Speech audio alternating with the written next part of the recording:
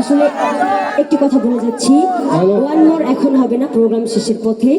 তো আমার হচ্ছে একটি চ্যানেল আছে, ছোট্ট একটি চ্যানেল, বাউল মিশু সরকার।